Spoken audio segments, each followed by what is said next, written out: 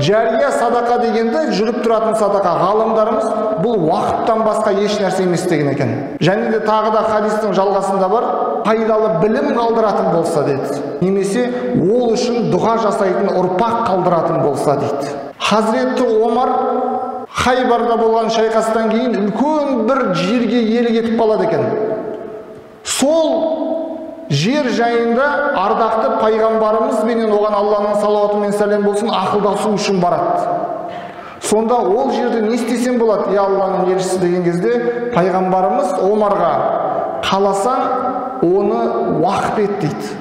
Үстінен түскен ақшасын садақа қылып тұр дейді. Омар кейін сол жерді сатылмайтындай, біреуге мирас ретінде берілмейтіндей уақып етті дейді. Яғни уақып деп біреу міне Алланың жолында деп бір мүлкін арнайтын болса, оны ешкім сатпайды екен. Оны мирасқа бермейді. Ешкімнің меншігі болмайды ол. Ол халыққа, көпшілікке деп сауап үшін арналған нәрсені айтады екен сонда уақып деп.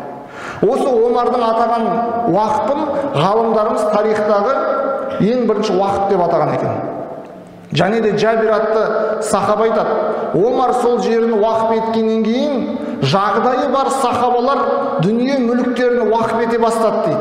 Кейін дүниесі бола тұра, жағдайы бола тұра, уақып жасамаған ешбір сахаба қалмады деп айтқан екен. Яғни уақыптың маңыздылығы осындай.